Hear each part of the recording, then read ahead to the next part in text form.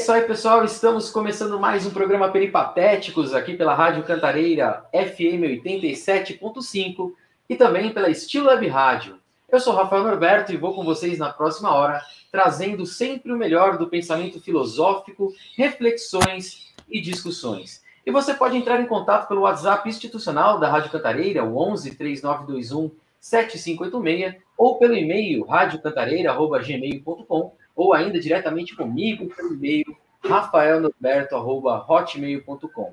E hoje eu tenho a honra de receber o professor, o mestre, o doutor Ronaldo Trindade, mestre em História Social pela Unicamp, doutor em Antropologia Social pela USP, professor pela Impax e mantenedor da Trindade Cursos Livres. Eu tive a honra de ter sido aluno durante a minha graduação em História e com toda certeza trago aqui uma pessoa que eu tenho muito carinho e admiração. Seja muito bem-vindo ao programa Peripatéticos, professor. Oi, Rafael.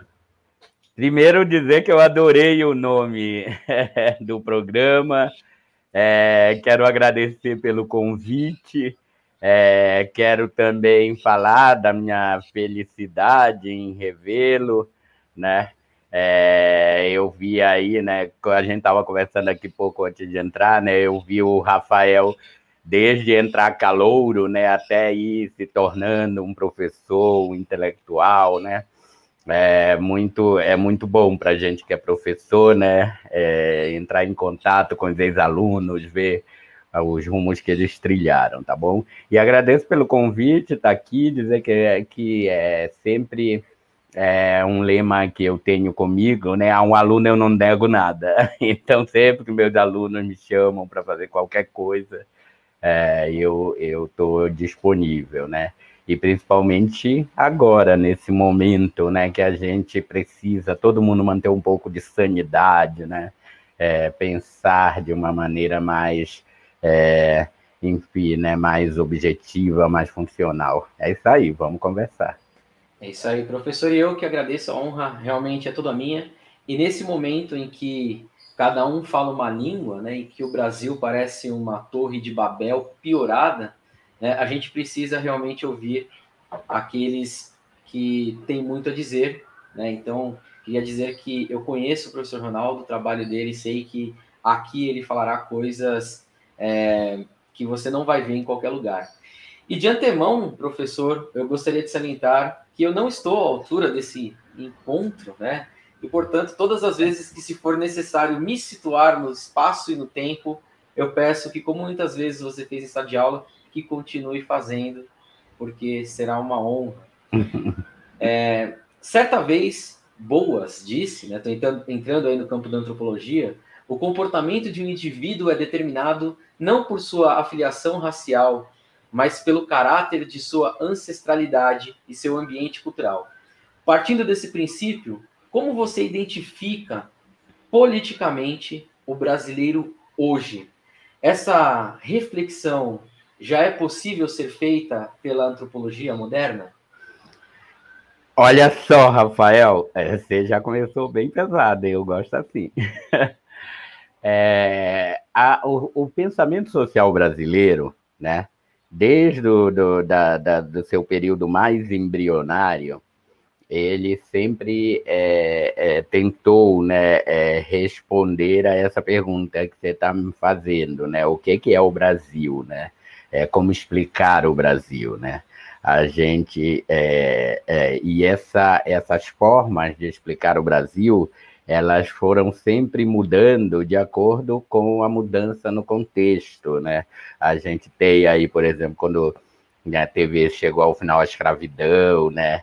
Iniciou o período republicano, né? Eles também estavam se dando uma ali naquele momento, né? Querendo se explicar. Bom, agora que terminou a escravidão, né? Os negros não são mais africanos, são brasileiros, né? E os índios não querem mesmo ser brasileiros, né? Sempre negaram esse ideal de nacionalidade. Eles são bororos, são oiapoques, são, né? Então, naquele momento, eles também estavam tentando se responder, né, que tipo de povo nós somos, mas eles faziam isso, né, com uma preocupação na cabeça, E que tipo de povo seremos, né, agora que somos um povo?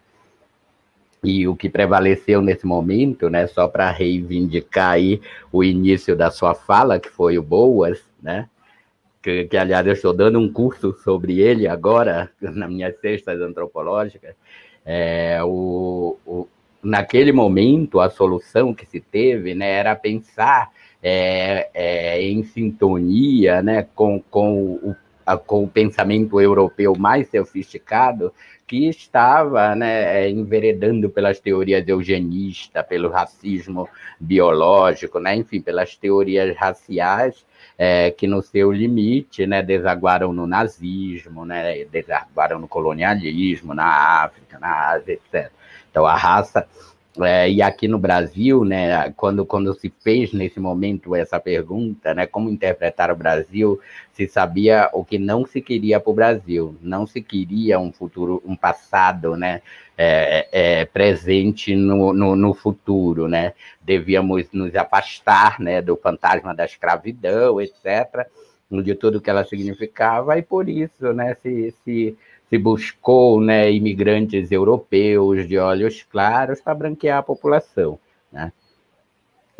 Então, nesse momento, a raça era algo que nos depreciava, né, as raças não brancas, né? Era essa a ideia.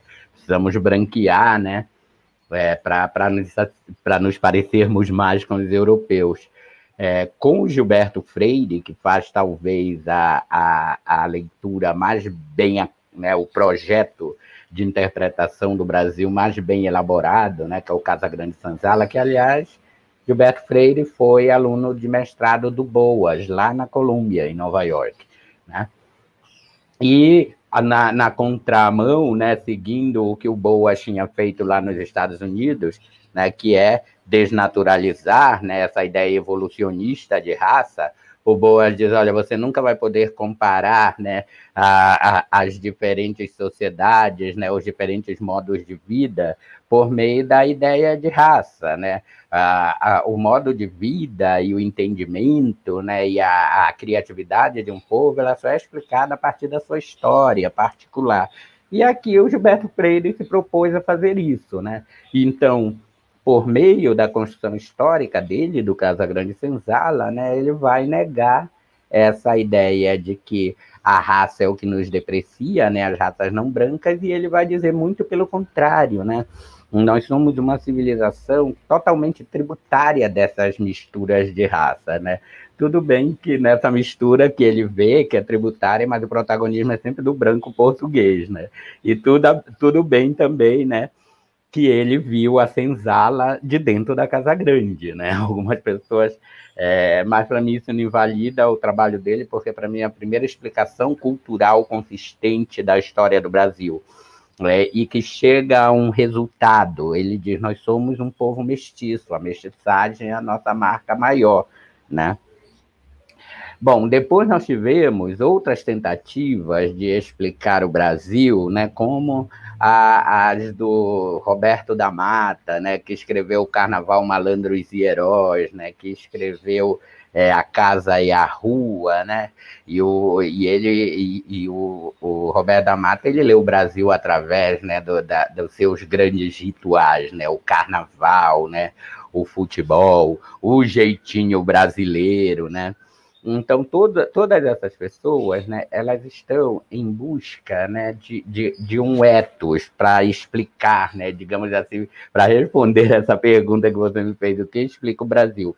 Mas se você perguntar atualmente, né, qual é a explicação mais plausível do Brasil, né, eu gosto de todas essas e acho que elas, como eu disse para você, todas essas explicações, essas interpretações, elas responderam a questões da sua época, né?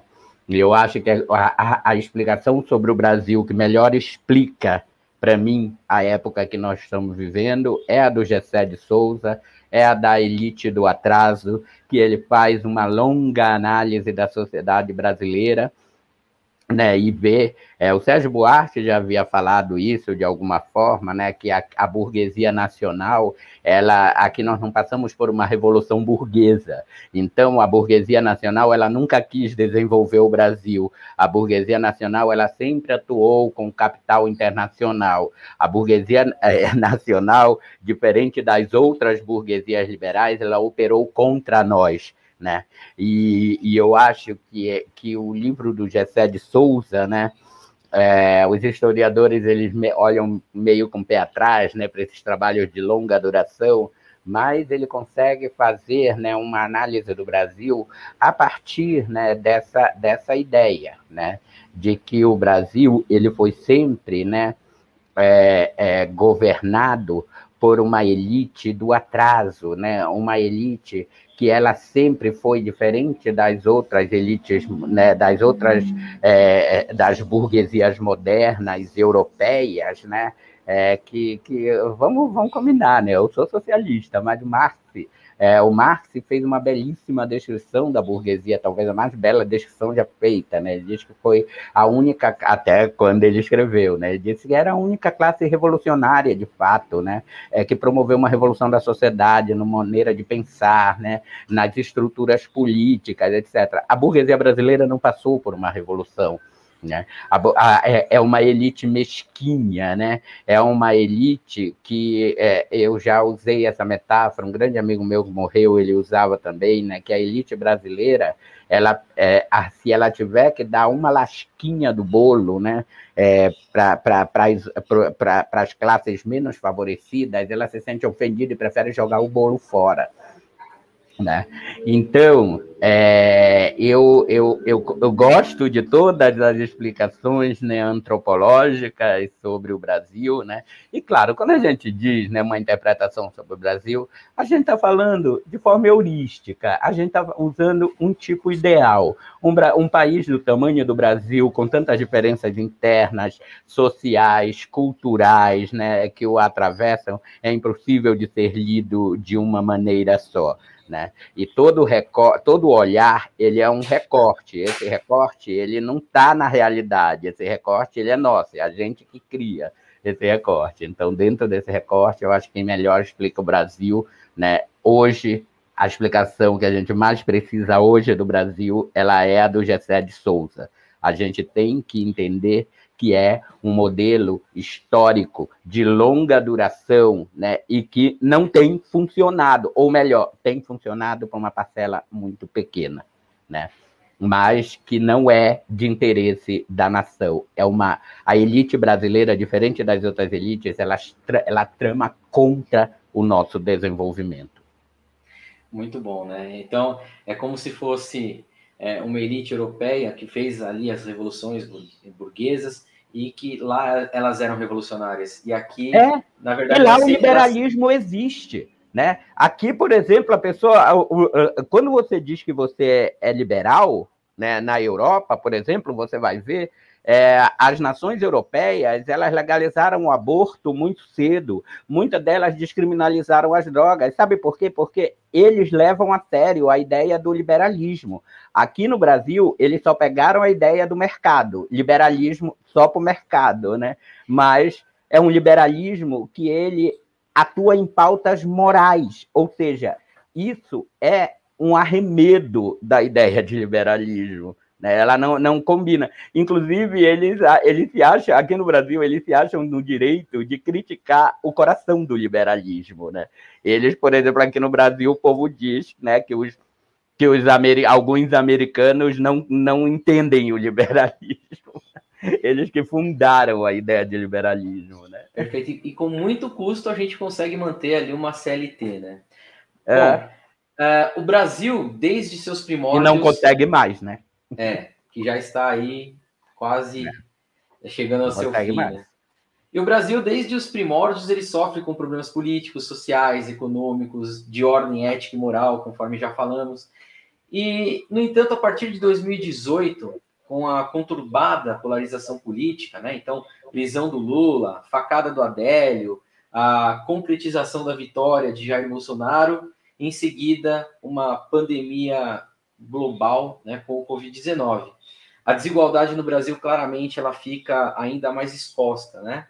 E na sua avaliação, como somatória a todos esses problemas, né, o que contribuiu mais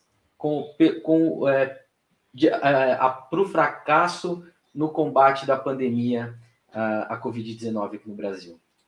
Bom, vamos pegar a sua pergunta por partes, porque tem várias coisas nela que me interessam pensar, tá? Primeiro, eu acho que toda vez, tá? Isso é um alerta para os nossos ouvintes.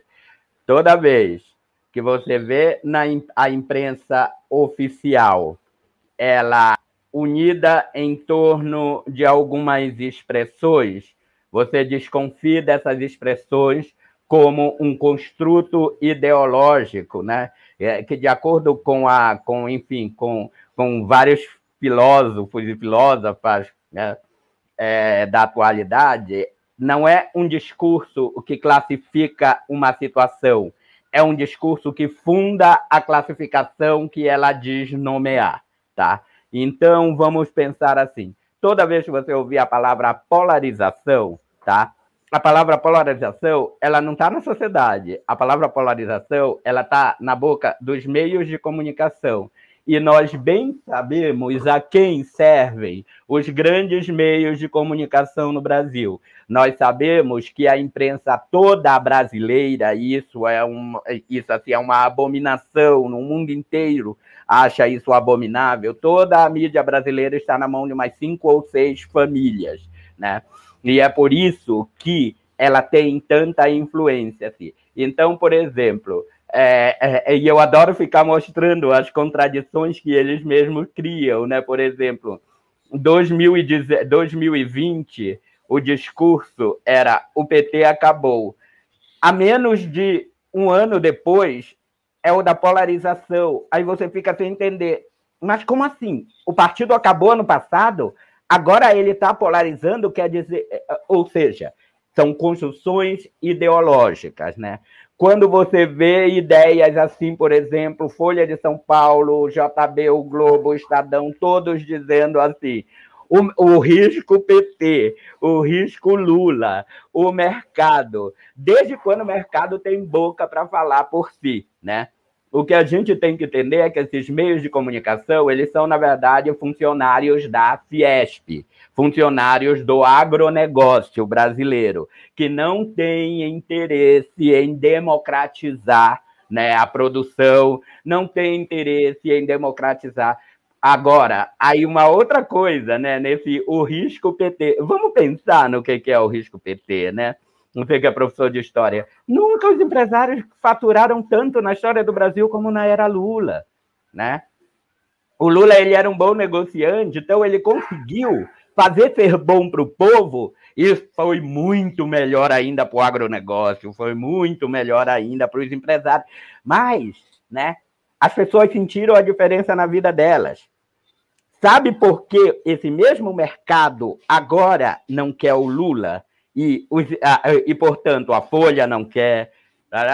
Não quer pelo seguinte, porque eles descobriram que existe alguns tipos de governo que você pode continuar ganhando com a diferença de que você pode tirar direitos, né? De que você pode, né, arrochar salários, de que você pode, né, acabar com as férias, acabar com um monte de coisa. Então, para que a gente vai trocar um que dá lucro para a gente se a gente tem um que, além de dar lucro para a gente, ele topa tirar direito de trabalhador, né? Então, essa mesma imprensa que você viu, né, toda emocionada durante a pandemia, né, essa mesma mídia, entre uma notícia do aumento do número de casos e outro, ela aparecia falando, mas assim que aprovarmos a reforma administrativa, né, tem que aprovar logo essa reforma, né? Ou seja, a imprensa aqui, ela atua, né, como um braço do empresariado brasileiro, do agronegócio brasileiro, né? E nós temos um governo que ele está aí, né, para fazer todas as vontades do mercado. Só que nós estamos, né? Ninguém contou, né, aquela coisa. O homem, ele acha que ele tem um controle sobre o mundo, né? Quanto mais a gente avançou, né, em termos de ciência e tal, a gente acha que a gente tem um controle sobre o mundo. De repente, chegou esse vírus, chegou essa pandemia, né, que se alastrou de uma maneira e que obrigou a gente a frear, né? A frear um pouco a velocidade que a gente estava indo. Tá? E num primeiro momento, né? Eu chamo de capitalismo porque o capitalismo sempre dá um jeito de lucrar em cima disso, né? O capitalismo não sai perdendo, né? O que pode acontecer é um conflito interno entre os próprios capitalistas, né? Porque o que é a luta contra o lockdown? Não é dos que estão ganhando dinheiro pela internet, que é desse capitalismo que se reinventou, que está no mercado online, né? É aquele capitalismo atrasado mesmo, sabe? É daquele cara com alma, né, de capitão do mato, de senhorzinho de escravo, né, que o mesmo trabalhador que poderia estar fazendo a mesma coisa na sua casa, ele quer que esse cara encare um metrô lotado e vai, né? Sabe por quê? Porque o que interessa para ele, né, aquela elite do atraso, né? O que interessa para ele, né, é explorar o trabalho, né? Então é até simbólico, né? Eu quero ver essas pessoas aqui na empresa e tal. Mas isso é uma coisa, né? Então, como eu estava dizendo para você, né? E aí, né, nós temos a infelicidade, né, de, no momento mais difícil dos últimos 100 anos no mundo, né, a gente está na contramão do mundo. Por quê? Né? Porque esse é o momento em que um chefe de Estado ele assume o contrato social, né? Porque o que é o contrato social? Por que existe um presidente da República? O que é uma democracia representativa? É quando, por meio do voto, eu passo para ele a autoridade para que ele, né, assuma o controle da minha vida e da de todo o brasileiro. E ele vai ter uma máquina e ele vai ter um salário para isso, né? Portanto, a função última de um presidente é cuidar da vida dos brasileiros. E nós estamos passando por essa pandemia com um presidente que não está nem aí para a vida dos brasileiros e ele vai fazer de tudo para manter, né, os lucros dessa elite do atraso, né? Então, é muito preocupante isso que a gente está passando, tá? É muito mesmo, mas agora, né, isso foi uma análise, né, política sobre o Brasil, mas é necessário uma análise socioantropológica dessa pandemia, né?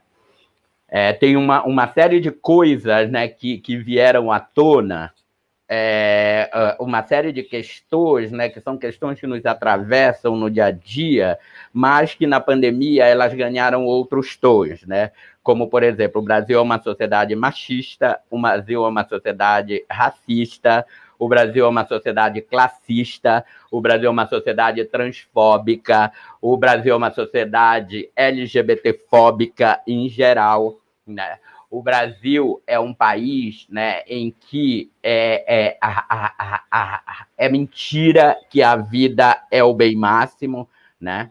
Então, todas essas coisas, né, elas são vividas no cotidiano, né?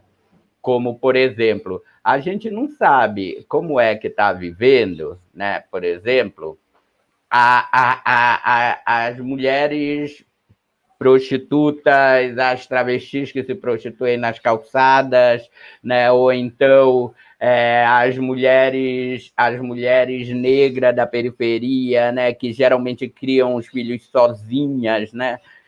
E muitas vezes fazendo, né, faxina na casa dos outros, né? Explodiu a diferença entre as crianças pobres e as crianças, né, de uma classe superior melhor, né, e a gente a gente meio, né, sem respostas ainda de como vai lidar com isso, né? Explodiu aí, né, o desrespeito pela classe dos professores, né? Na medida que foi explicitado aí para a sociedade, né, o desrespeito que há por essa classe, né? Uma classe que não foi colocada como prioritária para receber vacina, mas ainda assim, né, principalmente aqui em São Paulo, que é um dos piores salários de professores, né, do Brasil, professores do ensino básico, médio e fundamental, né? Explodiu também, né, o desrespeito, né, pela vida dos seus próprios parentes, né? Uma vez que tem um monte de jovem aí, né, que, enfim, tem pai, mãe, velho em casa, avó, né, e foi se meter em aglomeração, trouxe doença que matou toda a família e tal. Então, tem um monte de questões, né, que estão nos fazendo pensar, né, que, diferentemente, né, do que todo mundo estava falando, não, mas essa pandemia, ela não respeita a classe, ela não respeita a raça, respeita sim, né? Quem está morrendo mesmo, as pessoas que vão para o Einstein, 5% delas morrem, né? As pessoas que estão morrendo, elas estão morrendo por falta de atendimento, por falta de leito, né? Porque já acumularam uma série de problemas de saúde mal resolvidos, etc, etc, né? Enfim, e o que é mais preocupante nisso tudo, né? E para mim, talvez, não sei, você quer interromper? Posso? Não, por favor, tá. Para mim, uma das coisas mais assustadoras do que a gente está vivendo, mas eu consigo entender como antropólogo, né? Mas isso não me deixa melhor, é a descrença nos projetos da ciência, né? Sabe por quê? A gente das ciências sociais, da antropologia, né? A gente sempre insistiu na tecla de que a ciência, né, elas sempre operaram, né, em prol de projetos hegemônicos de sociedade, né? Então, a ciência, ela também está povoada de ideologia, né? O Eduardo Vieira de Castro, ele chegava a dizer, olha, se a razão não está, se o capital não está sempre com a razão está sempre com o capital, né? Porque a ciência e tal é tudo, né, hoje em dia, né, tudo visando, né, as pesquisas para as farmácias ganharem milhões, né? O investimento em pesquisa só se vai ter retorno e tal, né? Então, a ciência, ela sempre, na minha, né, uma determinada ciência, ela sempre foi enviesada, ela sempre se prestou aos interesses de uma classe, etc, etc. E eu acho que, ao fazer isso, ela se colocou em posição de ser questionada enquanto real detentora da verdade, né? E mais, assim, a gente está vivendo também uma época, né, que, assim, com pós-estruturalismo, com Foucault, com Deleuze-Guattari, etc., não dá mais para falar de verdade, né? A gente fala de como as coisas vieram a ser pensadas como verdade, né? Porque, enfim, né, a verdade, a definição da verdade é sempre algum grupo que está num lugar de poder e autoridade, né, para definir, sejam os cientistas, sejam os médicos e tal e tal. Então, tem todas essas coisas, né? Mas a gente costumava ter um consenso, né, que, tirando essas perspectivas sociológicas, essa crítica e tal, né, tinham alguns setores da ciência que eles eram inquestionáveis, né? Que eram basicamente aqueles que dizem respeito, né, a gerir a vida, né? Quem está trabalhando para salvar vidas, né? É quem está pensando em vacinas que vai salvar vidas, né? Então, esse é exatamente o campo da ciência que não é bom que ele seja ideologizado, né? E o que foi acontecendo, né? Tem algumas coisas que até hoje eu não sei explicar, por exemplo, para você, né? Eu até hoje ainda não entendi essa ideia de terra plana, né? Como é que isso se tornou uma questão? Quando eu vi, já aconteciam congressos mundiais de pessoas terraplanistas. Quando eu vi essa expressão, ela já era uma expressão corrente terraplanista. E eu achava que era uma brincadeira, mas não, é uma coisa séria, né? E aí são os mesmos terraplanistas, né, que questionam, por exemplo, uma série, né, de cômico, né, um governo de terraplanistas com um astronauta que enfim, né, que sabe que a Terra não é plana, né? Mas aí, né, isso é uma coisa, né? Aí, quando a gente viu essa coisa do terraplanismo, né, ela já estava conectada com outros tipos de questionamento que ofendiam outros campos da ciência, como, por exemplo, a ideologia de gênero, né?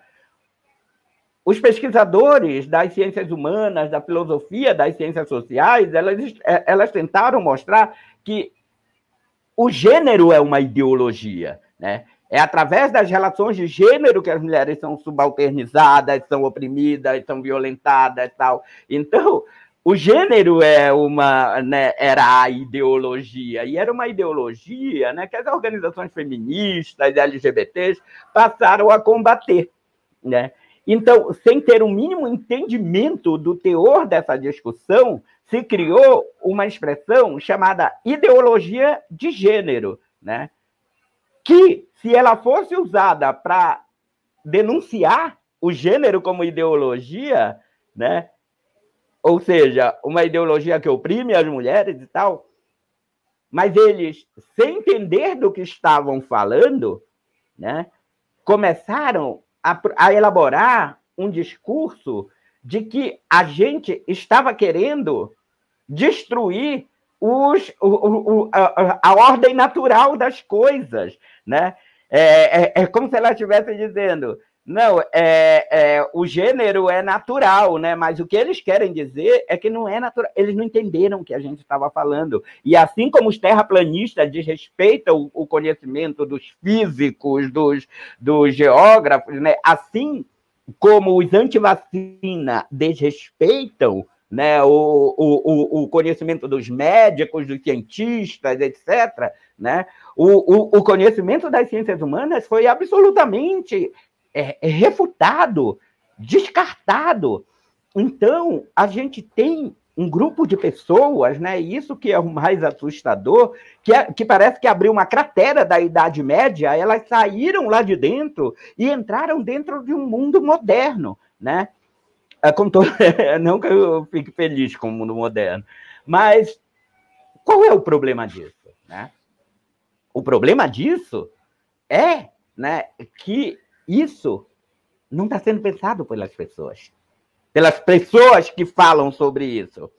Isso não está sendo pensado sequer pelos governantes que falam sobre isso, né? Existe uma categoria que os cientistas sociais, os historiadores, né, cientistas políticos trabalham atualmente, que é o conceito de guerra híbrida, né? É um tipo e que a guerra híbrida ela não tá, ela quase destruiu, né, a democracia mais forte do mundo, que era a democracia norte-americana. Foi através dessa guerra híbrida. O que é essa guerra híbrida? É uma guerra que é feita por meio de algoritmos, né? Em que, por exemplo, se você acessa só mesmo, as coisas que você acessa no Facebook, tudo que você clica vira um algoritmo, né? E que uma empresa ela pode vender para as pessoas pacotes, comprar pacotes e dizer assim, eu quero tantas pessoas vendo só esse tipo de informação, né? Eu quero disparos de WhatsApp, né? Então, essas insanidades, elas estão sendo construídas por meio de uma inteligência artificial que está sendo usada com a clara intenção de destruir as democracias do mundo, né? Eles quase fizeram... lá na Ucrânia, o mundo já sabe quem é, né? Steve Bannon, né? O Steve Bannon, que é quem, né, inclusive esteve envolvido na campanha do Bolsonaro, esteve envolvido na campanha do Trump, esteve envolvido no Brexit lá em Londres, né, onde tem sinal, né, como é que opera isso, né? Eu sempre digo para os meus alunos o seguinte, olha, o fascismo ele não está lá fora, não. O fascismo está dentro da gente, tá? O fascismo ele está dentro de nós. O nosso exercício diário é expulsar o fascismo de dentro de nós, né? O racismo está aqui, o machismo, a homofobia, né? Porque essas coisas são estruturantes, né? Elas são estruturantes. O racismo é estrutural, a homofobia é estrutural, né? O ódio de classes aqui no Brasil é estrutural, né? Então, o fascismo está dentro da gente. O que essas empresas fizeram foi alimentar o fascismo das pessoas, né? E aí você vê, eu costumo dizer, aquela tiazinha super fofa, uns 4 anos atrás, do seu WhatsApp, evangélica, que tratava você só com beijinho, ela virou uma fascista, que ela quer pena de morte, né? Que ela acha que tem que ter arma, que tem, né?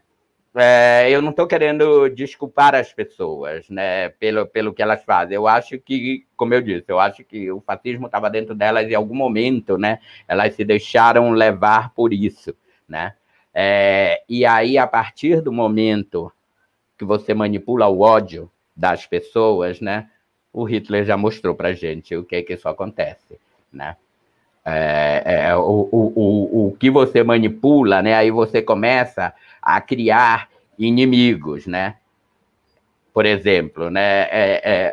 Uma das coisas que mantém os evangélicos brasileiros, como né? E, pessoal, quando eu digo os evangélicos, por favor, eu sei que tem um monte de evangélico progressista, eu sei que tem um monte de evangélico que realmente leva a sério a sua religião e tal, mas existe alguns setores evangélicos, né, que eles operam, né, a partir da construção de inimigos imaginários, né? É a mamadeira de piroca que quer destruir, né, a família, as feministas querem destruir a família, os gays querem destruir a família. Eu até quero destruir a família, porque eu não gosto desse modelo de família heteronormativa e tal. Eu acho que família tem que ser considerado, todo mundo que quiser ter uma família tem que ter família. Tá?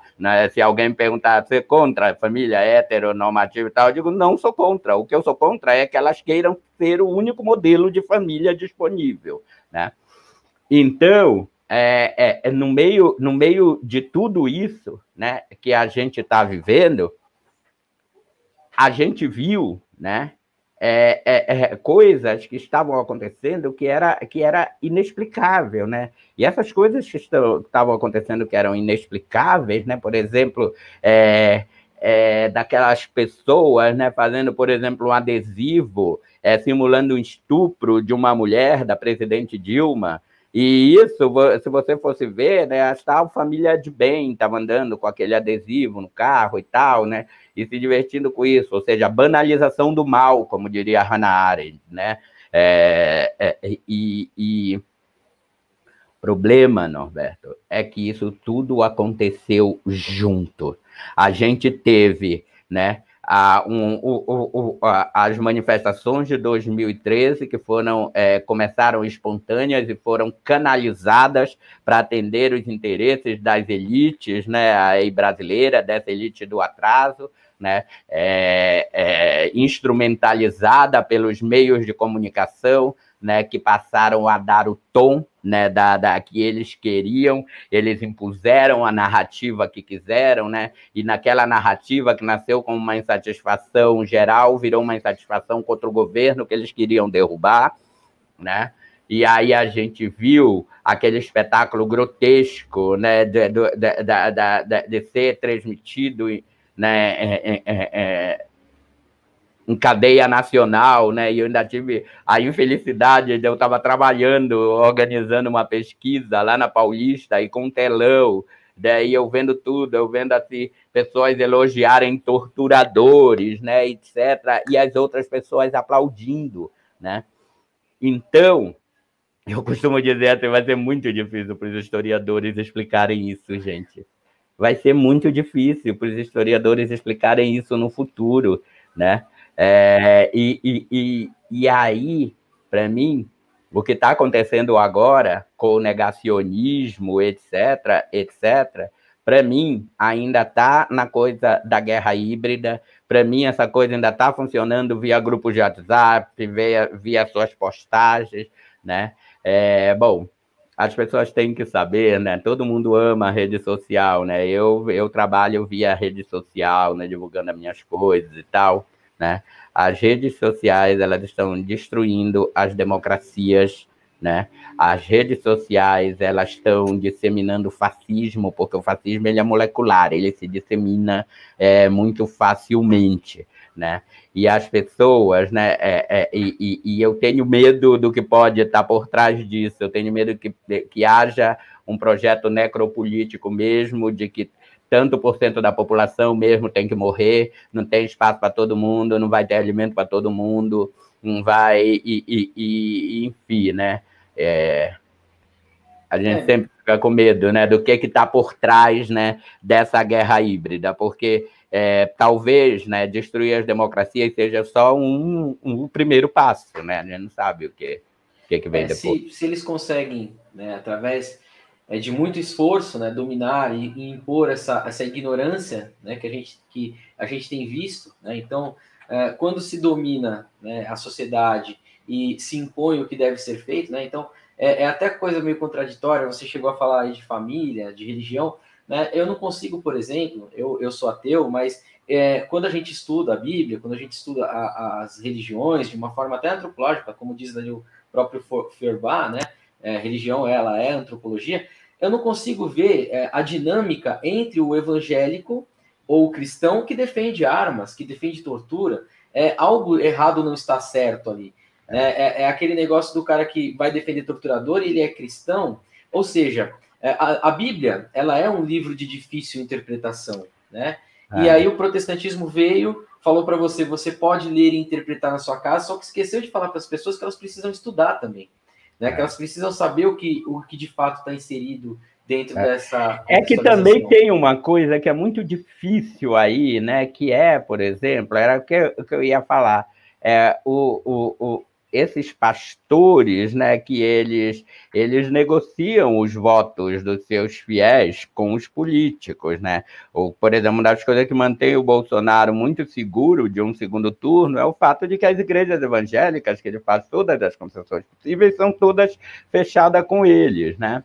Então, as igrejas evangélicas, elas operam, né, por meio do diabo, né? Do diabo, assim, o diabo está sempre lá fora, né?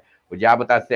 Então, ela opera construindo uma série de inimigos, né? Então, tem os gays, que são os inimigos da família, tem o Lula, que quer acabar com a moral, então, né, você cria nada melhor para manter um grupo coeso quando você cria a imagem, né, que esse grupo ele está sob ataque, né? Então, isso deixa eles mais unidos, né? Enfim, né? Existe toda uma performance no âmbito desses cultos, né? Que leva a isso. Mas eu continuo dizendo, né? A minha avó era evangélica, ela era adventista do sétimo dia, e eu convivia com outras pessoas evangélicas. Eu acho que a coisa está radicalmente diferente de como era, né? Parece que se transformou num projeto de poder, né? Um projeto de poder que você vê aí, né? As igrejas com televisão, com emissoras de televisão, rádio, né? Enfim. Mas a questão, como eu disse, né, é que talvez as pessoas elas estejam sendo duplamente vítimas desse processo, né? Porque pensando também antropologicamente, as religiões evangélicas nas periferias elas chegam onde o Estado não chega, sabe? Por exemplo, a mãe que tem um filho que está viciado em crack, né, que está passando por uma série de problemas, que não tem, o Estado não oferece uma clínica, um atendimento médico, psiquiátrico para atender esse rapaz, a última saída dela é levar ele na igreja, né? E se em algum momento ele parar de fumar crack, porque ele frequentou a igreja, aí ela vai levar para a igreja ela, a família toda, o marido, a irmã dela, etc, etc, né? Porque acaba que a igreja cumpriu para ela uma função que o Estado deveria ter cumprido, né? A lógica é muito parecida, né? Quando, por exemplo, né, uma mãe, ela está com uma mãe que mora numa periferia. Eu estou pegando o exemplo do filme Notícias de uma Guerra Particular, do João Salles, né? E uma mãe que ela está com o filho, né, precisando de atendimento médico, ela vai, se ela levar para o SUS, o filho vai morrer sem atendimento. Aí o que ela faz? Ela vai com o traficante, ela fala para o traficante: você pode comprar o remédio dele? Aí ela diz assim: eu sei que eu estou vendendo meu filho para o tráfico, mas o que eu vou fazer? Eu vou deixar ele morrer? Então, a lógica é muito parecida, né? Onde o Estado ele se faz ausente, né, outras vozes vão ocupar esse espaço, né? E nem sempre, né, com objetivos meramente, né, de altruístas, né, de caridade, né? Vai fazer isso pensando em construir, né, um projeto de poder mesmo, né? Aí você vê as igrejas se disseminando pelas periferias, né? E aí você vai culpar, né? Se você aquela pessoa vai dizer: eles estão aqui pela gente, vocês não estão, entendeu? Então o nosso problema é estrutural mesmo, e isso nos joga nas mãos, né? Nos joga nas mãos de uma bancada evangélica que acaba direcionando os rumos da política. E para uma bancada evangélica, se um lockdown tira as pessoas da igreja, então tem que ser contra o lockdown. E se é contra o lockdown, né? E se é a favor do lockdown, não vai passar, né? Porque a nossa estrutura política, burocrática, ela nos colocou reféns de bancadas. Então tem a bancada do boi, a bancada da bala, né? A bancada da Bíblia, né? Enfim, é bem complicada, né? Eu acho, né? E é horrível chegar a essa conclusão, principalmente para o historiador e o antropólogo de orientação socialista. Eu acho que só quem pode salvar a gente é o mercado, né? Eu acho que é só na hora, né, em que o Bolsonaro ele estiver fazendo mais mal para o mercado do que fazer bem, é que esse governo vai ter freio, né? É só quando o mercado decidir que é melhor vacinar do que, né, botar as pessoas morrendo, né, como fizeram as outras burguesias de outros países, é que a gente vai ter, né, um enfrentamento adequado, né? Porque, enfim, se for depender da vontade dos grupos hegemônicos que estão aí, a gente tem aí uma realidade muito triste, muito dura pela frente. Bom, já citamos, inclusive, que o negacionismo ele parece, no Brasil, ser imposto pelo governo, né, para bancar essa ignorância como uma forma de dominar mais fácil a população. Inclusive, uma forma fácil de perceber isso é um astronauta, conforme você citou, né? O problema não é um governo que tem um astronauta, é um astronauta que aceita fazer parte de um governo tão retrógrado. Queria te fazer uma pergunta, já te trazendo um pouco para o presente, professor. Você enxerga a longo prazo crimes por parte do governo federal no tratamento da pandemia, né? E se realmente o STF ele impediu o governo de agir? Olha só, eu acho, eu não sei, mas isso que eu vou falar é muito achismo, assim. Eu acho que em algum momento o capitalismo internacional vai obrigar esse governo a agir de forma adequada por essa pandemia, porque a gente vive num mundo global e interligado. Se você não acabar com essa porra aqui no Brasil, sabe, vai acontecer, né? Você não vai poder fechar os aeroportos do Brasil, porque o Brasil é um dos países que faz mais exportações no mundo. O Brasil é o país, né, porque a gente tem essa burguesia desigual, que mais tem turista pelo mundo inteiro. Então, assim, os países todos, eles não vão querer ficar com seus aeroportos ad nauseam fechados para o Brasil, né? Porque no mundo globalizado isso não funciona, alguém vai entrar lá, alguém vai levar, né? O caso da nova cepa lá em Londres, que obrigou o governo londrino a cancelar qualquer voo do Brasil e está proibido, foi de um casal brasileiro que chegou lá, né, com essa nova variante, né? Então eu acho que em algum momento, né, e aí eu já te diria mais, eu acho que quase tudo que aconteceu nas últimas décadas foi o capitalismo internacional que estava por trás, né? E eu acho que quando o capitalismo internacional entender, né, que um país de dimensões continentais como o Brasil, né, afundando de Covid é um risco para o mundo, talvez, né, aí haja uma condução melhor, né? Mas é isso, porque eu acho que isso precisa vir de fora, que, como eu disse, a nossa elite é a elite do atraso. A nossa elite ela não está nem um pouco preocupada, né, com essas mortes, né? A gente viu o exemplo disso, né? O Brasil chegando, né, todo dia quebrando recorde de morte. A gente teve ontem uma série de manifestações pelo fim do lockdown, né? Enfim, né? E a gente ainda tem que passar também, né? Olha só, a gente está tão carente, a gente está tão afim de alguém que fale em nossa defesa, né? Que a gente fica caindo em farsas como dessa médica do Centrão, né? Que ela sempre foi super afinada com o pensamento bolsonarista, né? Que ela, na verdade, quando ela foi para lá, né, ela já foi meio, né, sabendo de toda a proposta dela, deu alguma coisa errada na negociação e não foi ela, né? Aí ela ganha, né, ela carreirista como ganha a mídia, né? Aí a Globo News coloca a mulher para ficar dando 4 horas de entrevista, né? Ela é a grande aposta, ela era a grande aposta do Centrão.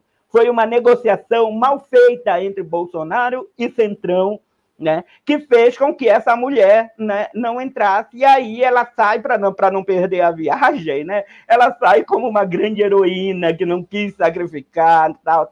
Imagina, ela é das pessoas, ela é do grupo lá do Centrão, né, que faz essas campanhas contra o isolamento, entendeu? Aí a gente fica tão refém que eu via as redes sociais, né, todas comovidas, né, com o que teria acontecido. Eu nem sei se aconteceu mesmo isso ou não. Eu sei que esse povo é retardado, mas eu sei muito bem, né, que assim, não foi de uma hora para outra que essa mulher caiu no gabinete do Bolsonaro e não foi de uma hora para outra que sabe? E aí a gente fica vivendo dessas tramas armadas, né, pela mídia e tal. O que torna tudo mais desesperador, que você nunca sabe o que realmente está acontecendo, você sempre tem versões de versões, né? E, enfim. Estou aterrorizando as pessoas. Não, muito bom. Que, inclusive, vai de encontro, né, o que a gente vai falar agora, né? Que antropologicamente também, né? As mudanças nos cenários eleitorais, né? Do voto do Cabresto até os dias de hoje, né? A tecnologia mudou, né? Mas parece que algumas pessoas insistem a querer conduzir, né, essas eleições. As fake news, né, por exemplo, elas antropologicamente já podemos dizer que a internet ela decide mais uma eleição do que uma Globo News, do que uma CNN ou de outras mídias de rádio, jornal ou televisão? Eu acho que todas as mídias já fizeram isso no seu determinado momento. Agora é a vez da internet, né? A gente sabe, pessoal, aqui no Brasil, né? Falar uma coisa para você. A história do Brasil, ela pode ser lida através de golpes, tá? Em última instância, foi um golpe que tirou o Brasil da mão dos índios, né? Foi um povo chegando de fora, armado, né? Que expulsando, matando, foi um golpe. Né? A independência do Brasil, ela foi um golpe, né? ela foi um golpe articulado entre as elites da época, né? Por quê? Porque enquanto a América Latina estava ardendo em guerras revolucionárias, né, contra a sua metrópole, aqui no Brasil, a nossa independência, ela foi assim, a aristocracia rural disse, ó, vai ter independência, mas ninguém mexe nos escravos, mantém a escravidão, né? Aí a burguesia urbana disse, tá, mas tem que abrir os portos para ter comércio, né? Aí a família a real portuguesa diz, tá, então se a gente vai fazer independência, fica na mão de alguém da família, né? E na contramão, né, das repúblicas democráticas que surgiram no Brasil, o Brasil reviveu, né, os últimos suspiros do seu do absolutismo monárquico português aqui, né? Mas tá, o Império, e por incrível que pareça, o Império brasileiro, ele foi o período, claro que era muito menos brasileiros, né, que podiam ser considerados brasileiros, mas foi um período de longa estabilidade econômica para o Brasil, né? Tudo bem que eram muito poucos que tinham acesso, a maioria da população era escrava, né? Mas aí, né, foi um golpe que depois Dom Pedro II, porque Dom Pedro II, né, já estava muito evidente, né, que a escravidão chegaria ao fim, estava se discutindo, né, a possibilidade de uma reforma agrária no Brasil para que todo escravo que fosse receber, né, a carta de alforria tivesse direito a um lote de terra para começar a vida, né? E mais, foi um golpe, né, misógino, porque quem substituiria Dom Pedro seria a princesa Isabel. Né? Imagina assim, aquele bando de militares ia receber ordem de uma mulher naquela época. Então, foi literalmente um golpe militar, né, que depois Dom Pedro. Né?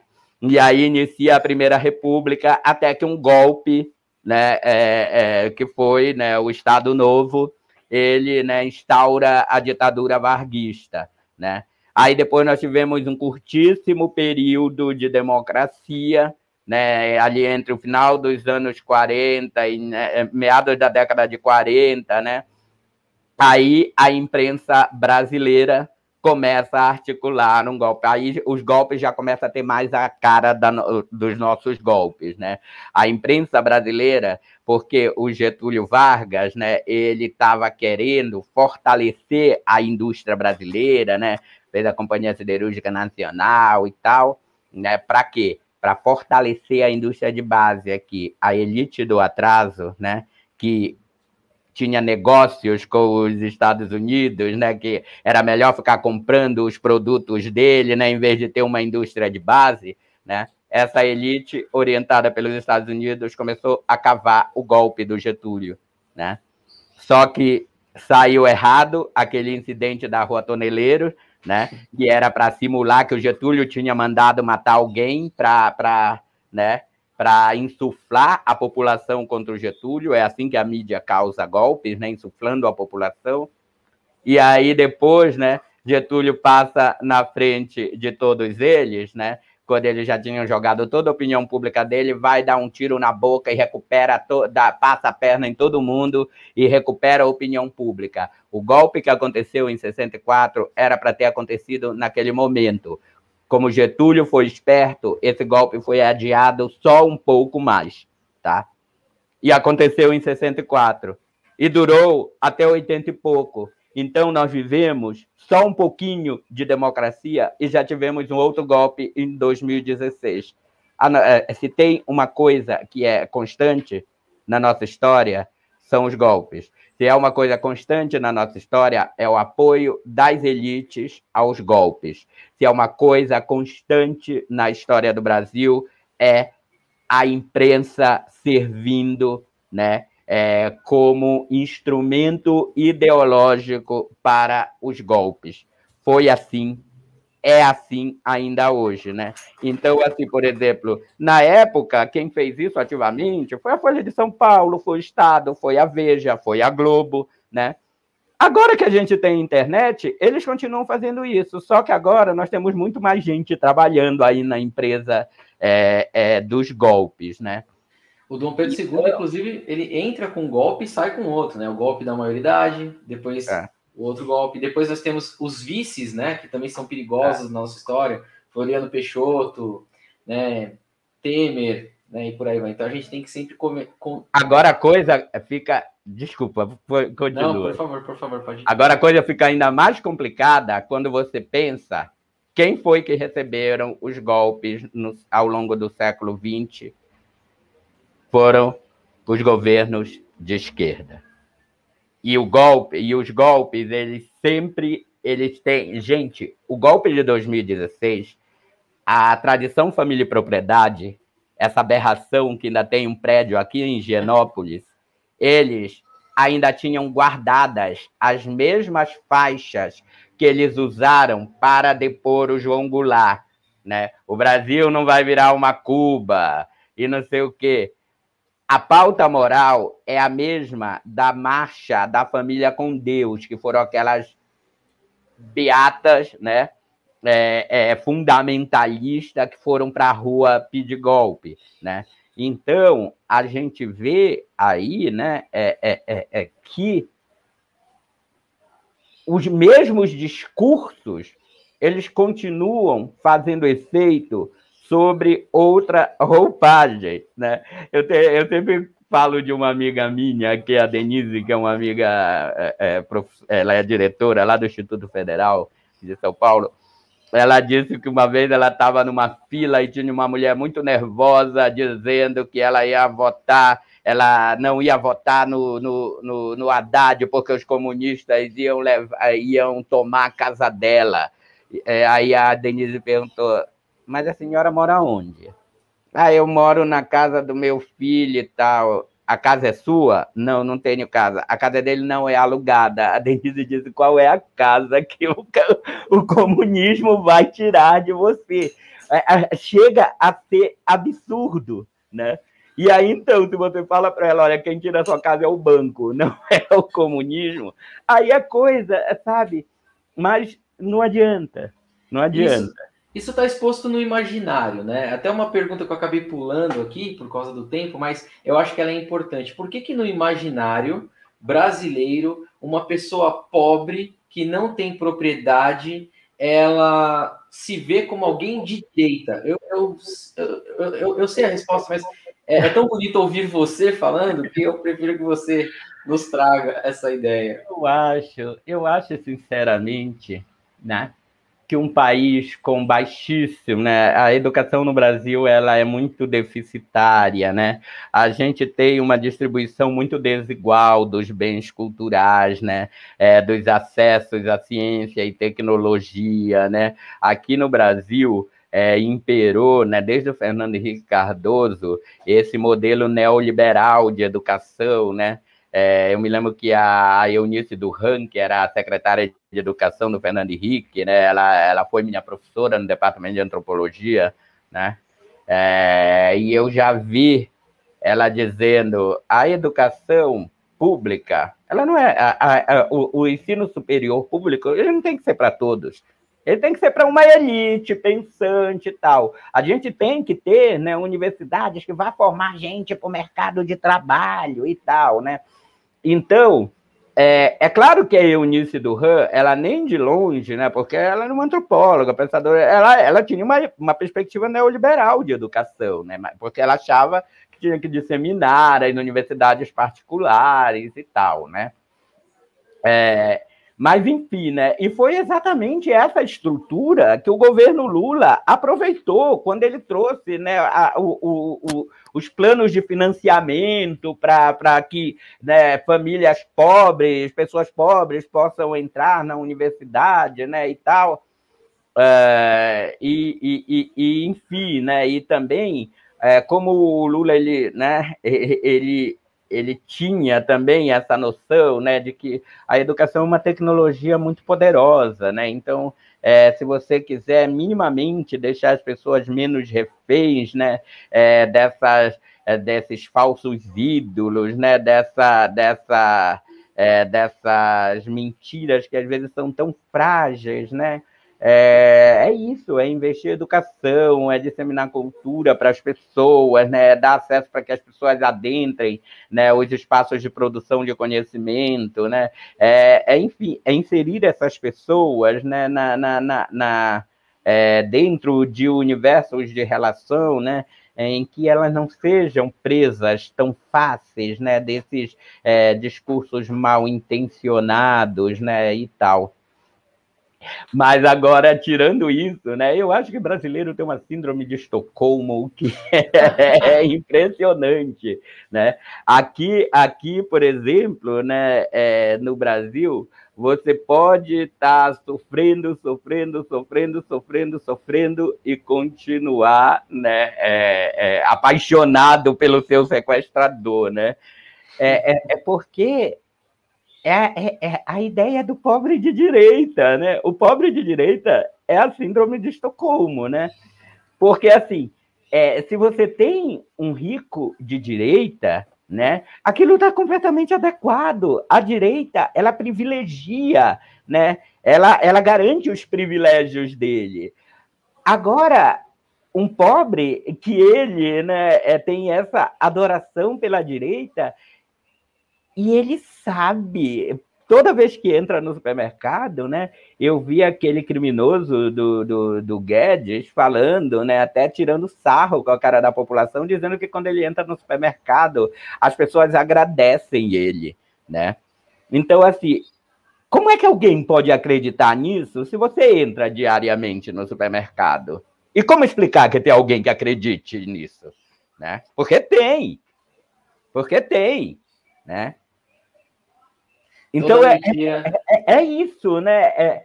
Eu acho que a gente está vivendo um momento, tá? Em que os discursos autorizados, né, a falar a verdade, eles se tornaram apenas mais um discurso no meio de uma série de outros discursos. A verdade, agora, ela virou ponto de vista, né? É capaz de... É igual como eu faço, né? Quando eu tinha um monte de amigos, né? Alunos, muito deles, tem alunos da Uninove, inclusive, que eu já vi, que eles tinham uma admiração por mim, eles respeitavam o que eu falava, né? Eles sempre me viram como a pessoa que eu sou um pesquisador muito sério, eu sou um intelectual muito sério, eu sou um professor muito sério, muito dedicado, né, a democratizar conhecimento. Eu não sou nem um pouco dedicado a todos esses mecanismos de avaliação, prova e tal. Você sabe disso, você foi meu aluno. Eu estou preocupado que o aluno saia e que ele aprenda. Essas mesmas pessoas, várias pessoas, né, que eu já vi lá da Uninove, e não só da Uninove, de outros lugares que tinham essa visão de mim, quando começou esse embate político, a minha opinião passava a valer menos do que uma postagem de WhatsApp ou de Facebook, entende? Então, quando isso acontece, é muito preocupante, porque a gente fica sem referenciais. Quem é que a gente tem que ouvir? Quem é que tem razão, né? No mundo em que ter razão virou só um ponto de vista, né? E volto a dizer, né? Isso continua acontecendo, né? Via os grupos de WhatsApp e tal, porque, gente, assim, é isso que eu falei para você. Não adiantava eu ir dizer que não existia mamadeira de piroca, né? Porque a postagem o coisa do WhatsApp dizia que tinha mamadeira de piroca, né?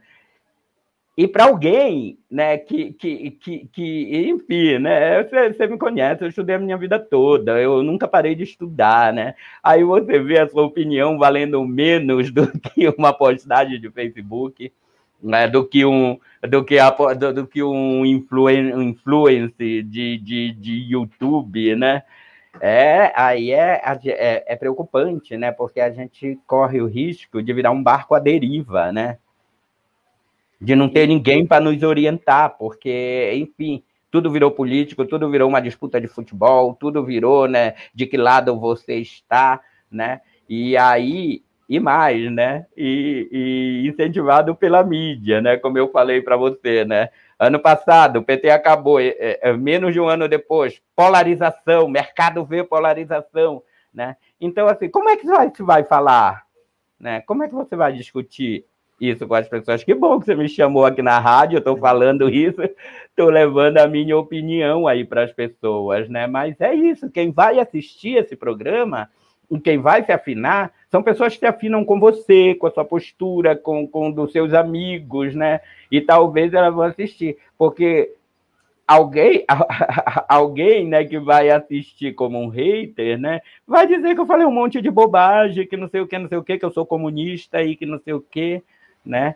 E sem aí? saber o que significa comunismo, sem saber o que significa socialismo, sem ter lido nem o prefácio do Das Kapital, né? Nem o prefácio. Não, e sem saber o que significa capitalismo, sabe?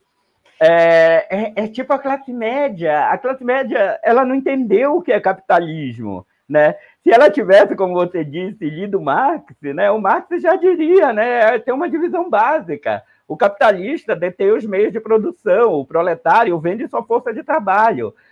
A classe média vende a sua força de trabalho e acha que é capitalista, né? E ela se identifica mais com a burguesia, que de fato é capitalista, do que com os trabalhadores, que, como ela, vendem sua força de trabalho, né? Enfim,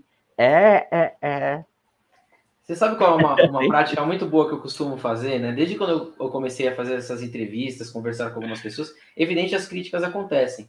Eu mudei o método, ao invés de discutir com essas pessoas, eu faço perguntas. Então eu pergunto, tá, mas de onde você tirou isso? Quando a pessoa já não começa a saber responder de onde ela tirou, aí você começa a ter um campo mais aberto para falar, olha, vem cá, eu vou tentar te explicar de onde isso foi tirado. Mas eu acho que elas não abrem esse campo.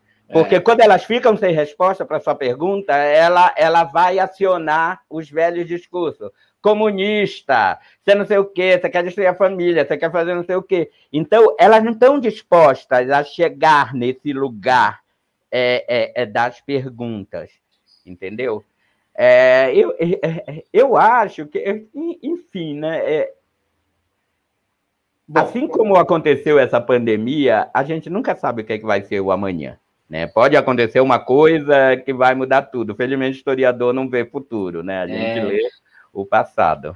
Mas eu percebo, por exemplo, eu tenho algumas pessoas que tinham um discurso sobre a pandemia e que mudou quando perderam pessoas.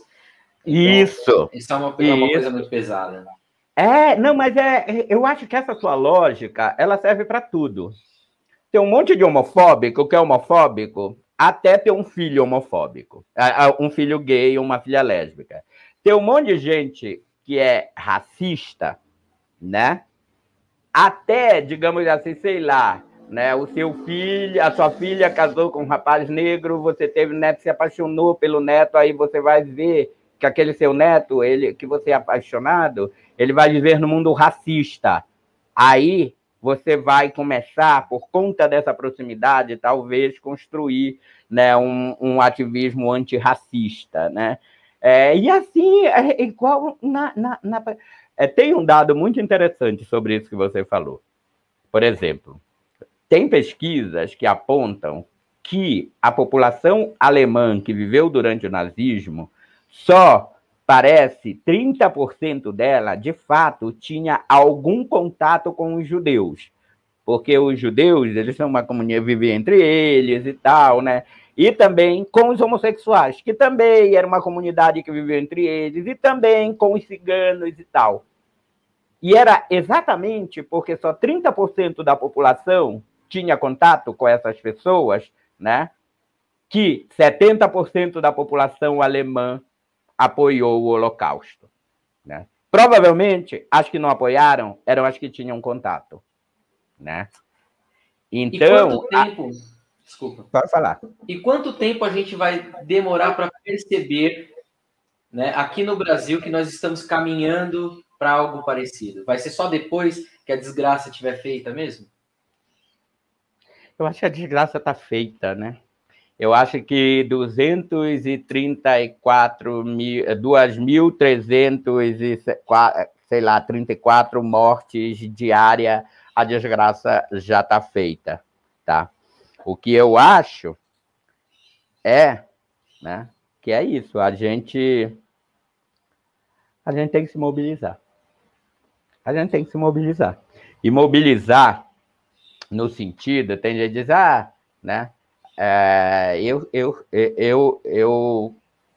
me tornei professor, me tornei ativista político, acreditando que revolução é permanente. Eu faço revolução em todos os lugares, em todos os momentos. Eu não converso com você sem ter uma ideia de fazer revolução. Eu não converso com meu porteiro sem ter a ideia de fazer revolução. Mas o que é fazer revolução? Chegar a falar, comunismo, não, né? É você desconstruir no seu dia a dia, em todas as suas relações, né, uma série de ideias distorcidas, preconceituosas, etnocêntricas, né? É um trabalho de formiguinha, né? Mas o que você tem que estar disposto a fazer, né?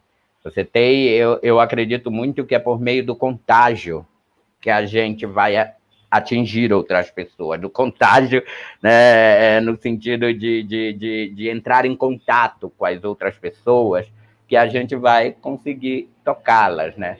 Eu acho que primeiro, se a gente quer mudar alguma coisa, a gente tem que ter isso em mente.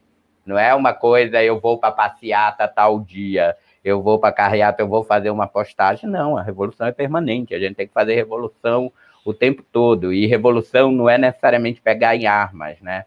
É revolucionar ideias, é revolucionar conceitos, é revolucionar modos de vida, né? Sempre com a ideia de que é preciso combater o fascismo, né? E o fascismo você não combate só na manifestação ou numa postagem na internet. Você primeiro acorda todo dia, faz um exercício para não ser fascista, né? Ouve toda vez que alguém disser que você é racista, que você disser que é homofóbico, não questione que você não é. Se alguém disse que você é, sabe? Esse é o primeiro passo, né? Para a gente conseguir se fortalecer, né? E principalmente, eu acho que a gente tem que construir pontes e não muros, tá? Esse negócio de ficar todo mundo no seu grupinho, né? Todo mundo na... Não, a gente tem que construir pontes, né? Mas também cuidado com quem você sai dando a mão, né? Ninguém solta a mão de ninguém. Não, cuidado com quem você anda dando a mão, né? Eu acho que a gente tem que articular lutas, né? Eu sempre digo assim, eu não sei porque tem só a parada gay, tem a parada das mulheres, tem a parada dos índios. Eu acho que podia ter uma parada que tava os gays, as mulheres, os índios, os negros, os operários e todos aqueles que sofrem opressão por conta do capital, né? Então, se a gente, de fato, conseguir, né, superar o que nos né, distancia, né, e operar, né, montar coletivos mais amplos, né, e entender que a sua luta como professor não é diferente da luta do ativista do Movimento Sem Terra, que a sua luta como bancário não é diferente da luta do gari, né? E que você que está lutando, né, contra o racismo, você pega logo carona e luta contra a homofobia, contra o machismo. Quando a gente conseguir, né, e isso eu chamo de fazer pontes e destruir muros, tá? Eu acho que é assim que a gente tem que fazer. Eu procuro sempre aliados entre os evangélicos, por isso que sempre eu estou falando, eu sei que tem evangélico progressista, né? Eu procuro aliados lá entre os movimentos indígenas, entre os movimentos LGBTs, porque é isso, né? Se a gente não entender, né, que né, esse clima, né, todo de destruição ele está nos atingindo, né, nós não vamos conseguir resistir a eles individualmente, nós temos que resistir coletivamente, tá? Então é isso, nós temos que aprender. A Judith Butler, uma autora que eu gosto muito, ela diz o seguinte: nós temos que aprender a articular as nossas precariedades. As nossas vidas são precárias, né? Nós que somos pobres, nós que somos LGBTs, nós que somos negros, nós que somos mulheres, nós que somos transgênero, nós que somos índios, nós que somos trabalhadores rurais sem terra, nós que somos trabalhadores sem teto, né? As nossas vidas são precárias, né? E existe uma má distribuição dessas precariedades, né?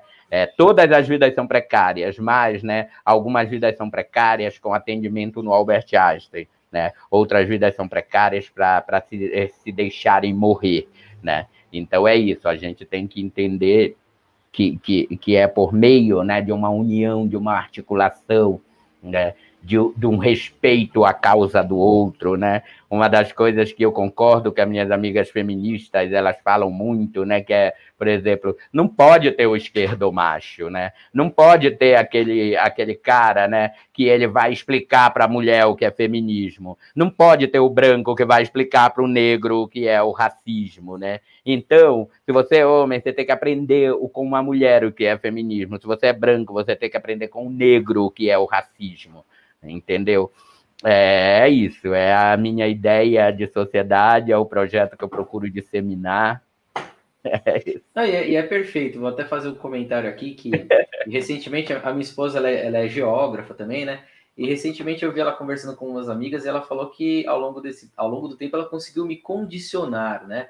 E quando eu ouvi primeiramente aquilo, eu fiquei meio assim, eu falei, pô, mas o que é isso? Aí depois a gente vai entendendo, né? Que é a louça que você pode lavar que não cai sua mão, Lógico. né? É descer um lixo, né? É tudo as coisas que minha esposa, ela trabalha lá, inclusive ela dá mais aulas do que eu, né? E que evidentemente eu tenho que fazer as coisas dentro de casa, né? Então, e realmente ela falava que quando ela casou comigo, minha mãe realmente me condicionou dessa forma. A minha mãe fazia tudo, né? E eu não fazia nada. Isso é machismo estrutural. É machismo estrutural. As mães, elas, por conta desse machismo estrutural, elas criam filhos machistas, né?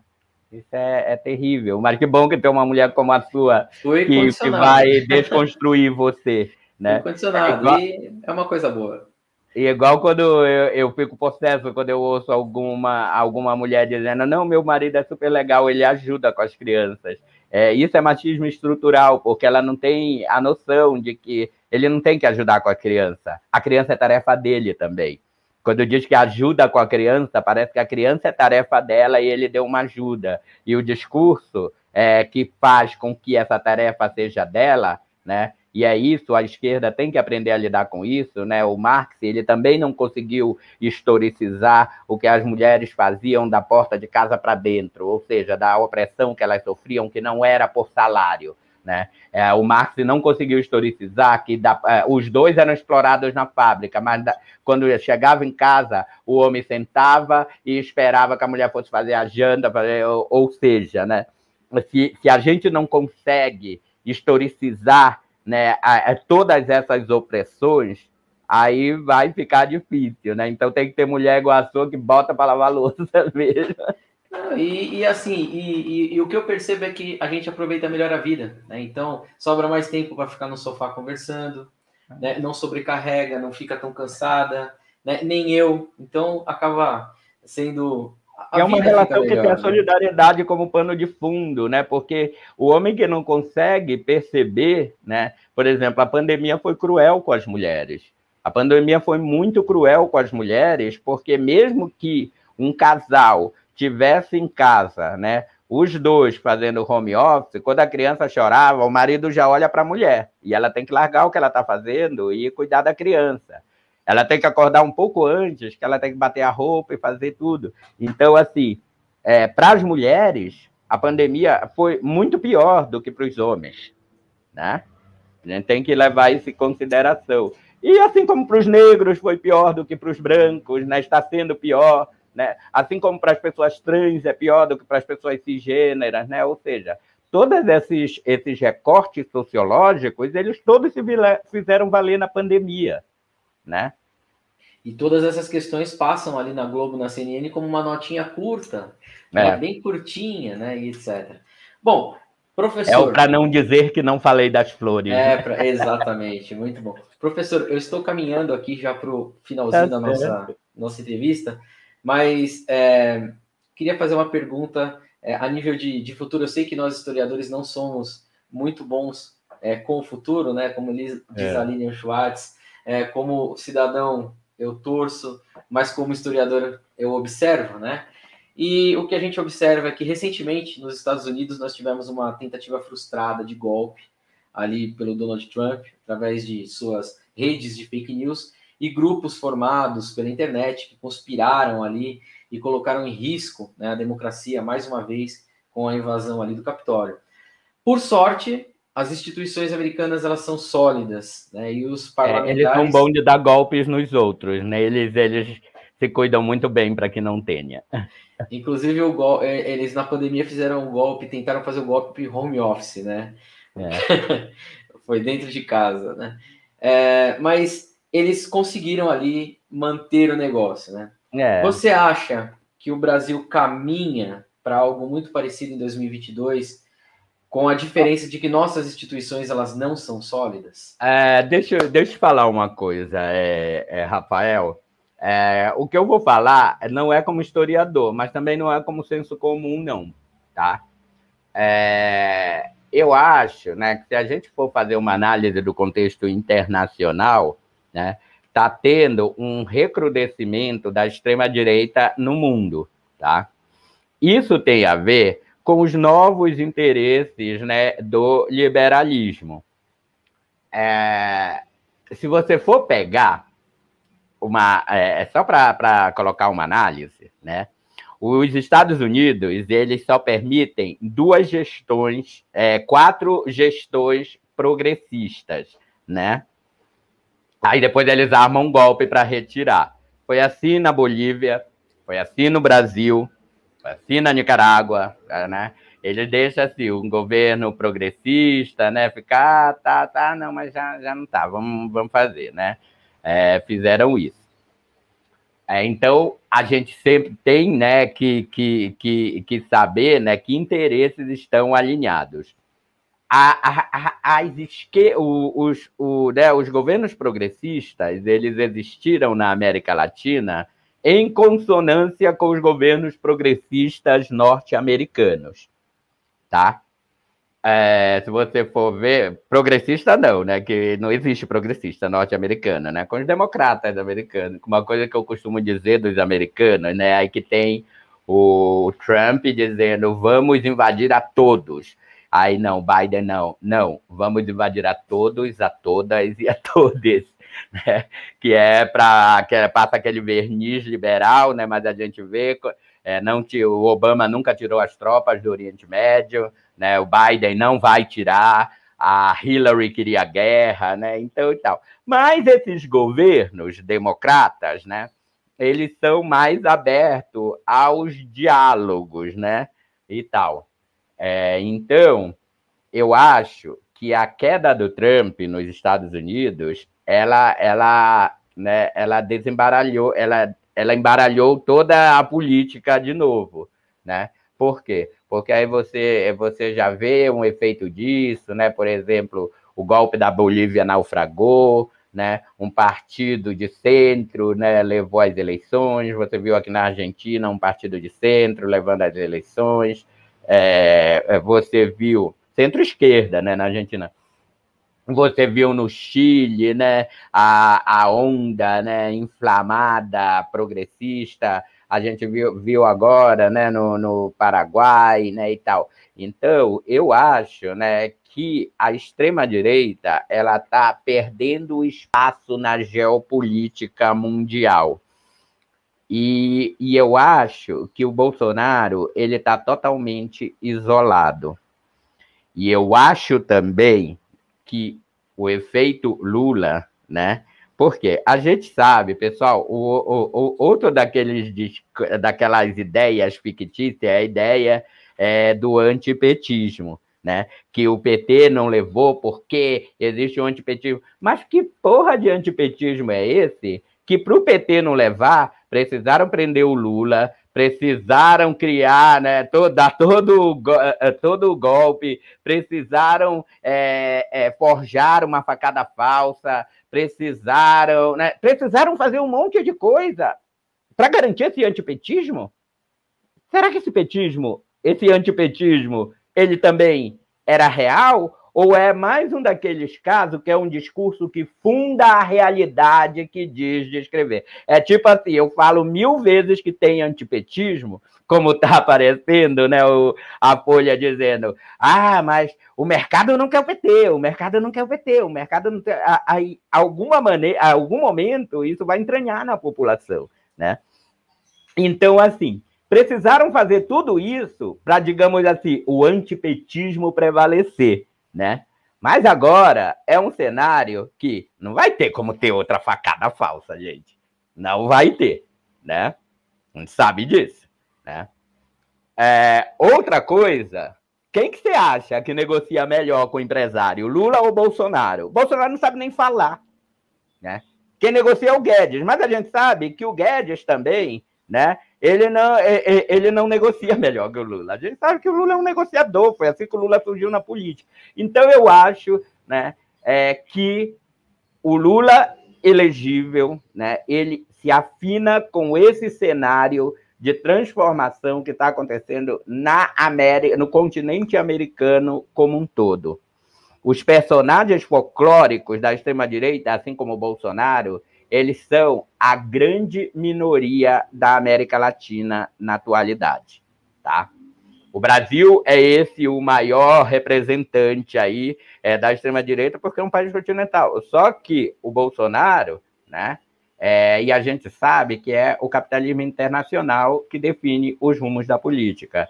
E eu acho que não é com o Bolsonaro, não é com os empresários brasileiros, ou com eles também, que o Lula vai negociar. O Lula vai negociar logo com o capitalismo internacional, né? Naquele discurso dele, ele disse, não vou conversar com militares, não vou conversar... Ele estava dizendo, não vou conversar com peixe pequeno. Vou conversar com quem manda nessa coisa. Então, eu acho, sim, né, se me perguntarem, sim, como analista político, eu acho que, né, o Bolsonaro ele vai para o segundo turno, mas ele já vai muito desgastado. A gente viu o Fernando Henrique Cardoso, que foi um dos pais do golpe de 2016 agora, afirmando que vai votar no menos ruim, mas o menos ruim é o Lula, né? A gente vê o Dória tirando a candidatura dele porque o efeito Lula decapitou todos esses pretensos candidatos, né? Huck, Amoedo, Dória, foram todos decapitados, né? Para que você vai entrar numa eleição sabendo que não vai para o segundo turno, né? Decapitou o Ciro Gomes, de uma certa forma.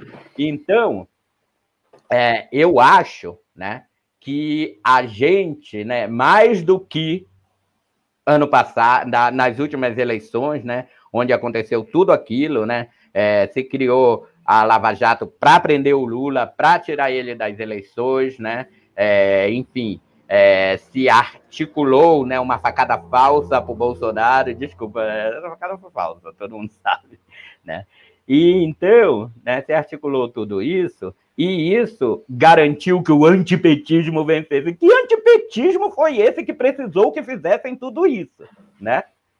É por isso que eu sempre digo o seguinte, quando eu vejo, assim, tudo bem, quando eu vejo a Globo falando em antipetismo, né, a Folha, o Estadão, eu digo, tá, a gente sabe a que eles servem, né? Agora, quando eu vejo intelectual dizendo, mas eu tô com medo por causa do antipetismo, eu digo, porra, olha pro passado, faz o mínimo de análise de conjuntura, vê o que aconteceu, vê se o que você tá falando faz sentido com o que aconteceu.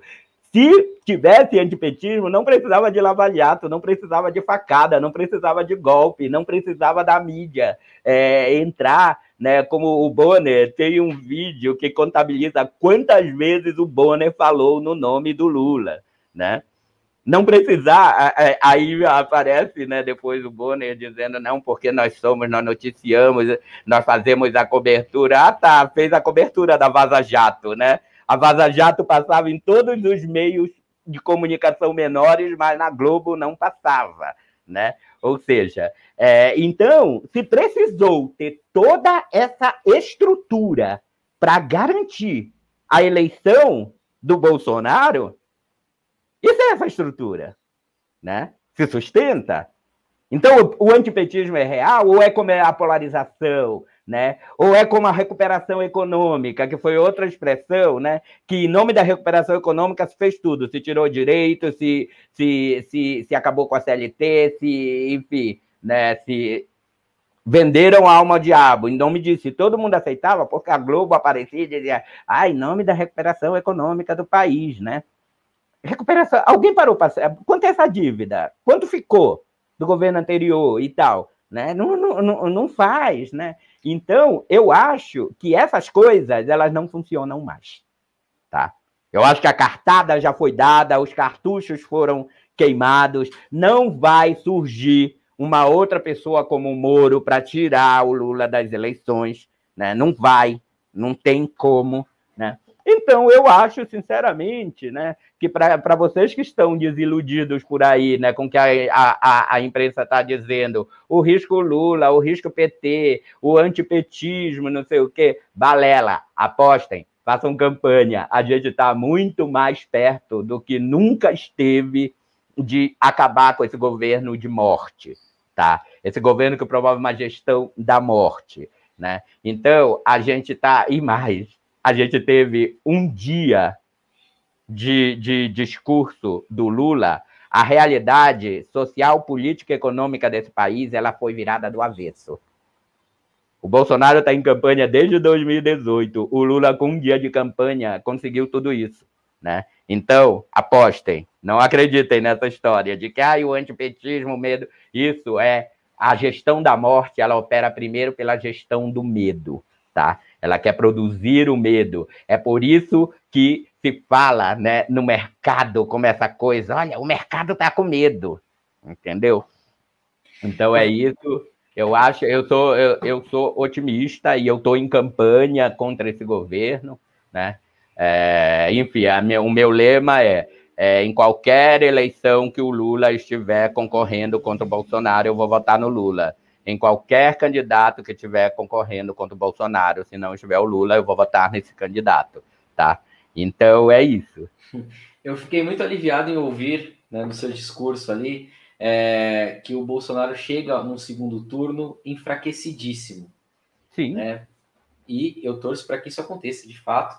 E gosto da mesma opinião de que qualquer um que vá com o Bolsonaro também tem o meu voto.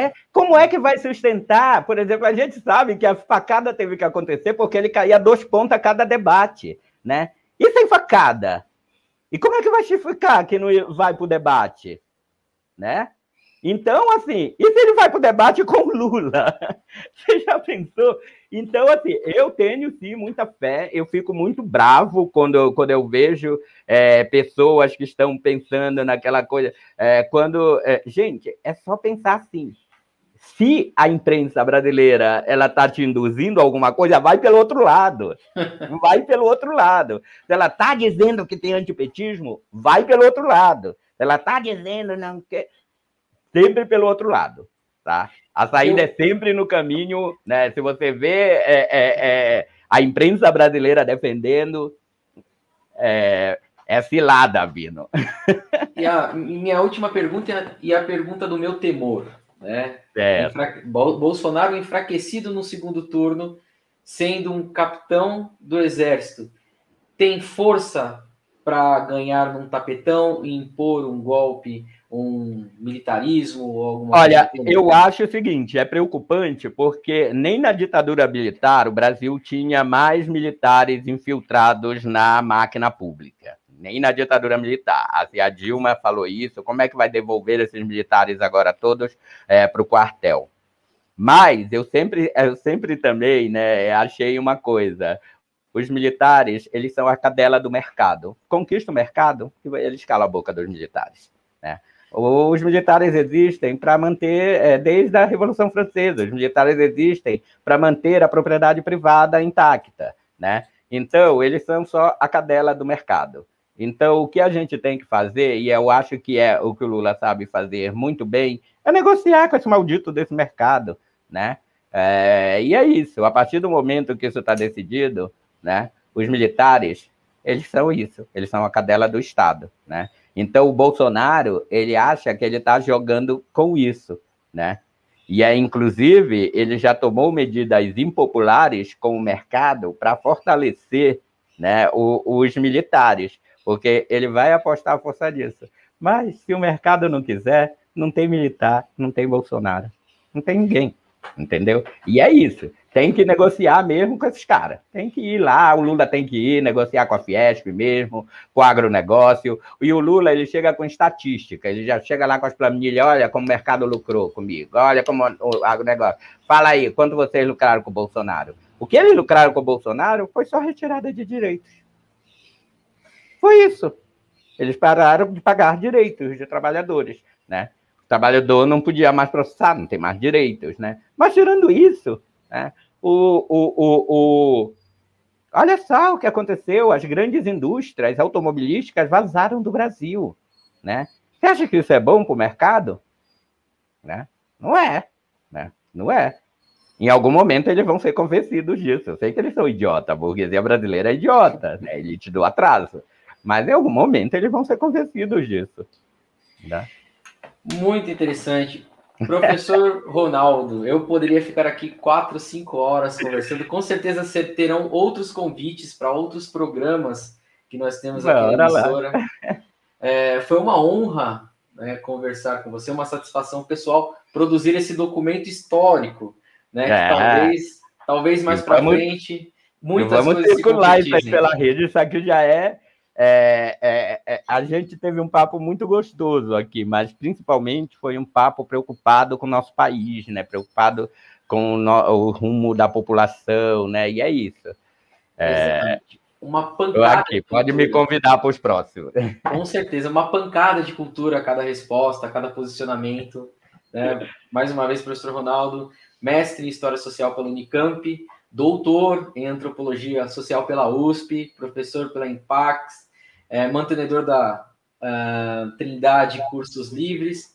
Professor, muito obrigado pela sua participação no Peripatéticos. Né? Com certeza, uma das melhores conversas que eu já produzi aqui. E eu não posso deixar o senhor ir embora, né, antes de pedir para que o senhor forneça informações sobre os seus cursos livres, né? E também seus contatos aí, para que as pessoas tenham o mesmo privilégio que eu tive de ter aula com um dos melhores, com certeza. Obrigado. Né? Olha só, eu tenho uma empresa de cursos online, né? Que ela era uma empresa de cursos presenciais, né? Mas aí aconteceu a pandemia, aí acaba que eu comecei em março do ano passado. Eu comecei nos 2 primeiros cursos, iniciou a pandemia e eu mudei o formato. E virou cursos online, tá? Então, eu ofereço cursos na área de antropologia, de história, na minha área de pesquisa, que são os cursos na área de gênero e sexualidade. Tem muitos cursos de filosofia, né? Foucault, Judith Butler e tal. Dá uma olhadinha nas minhas redes sociais, tá?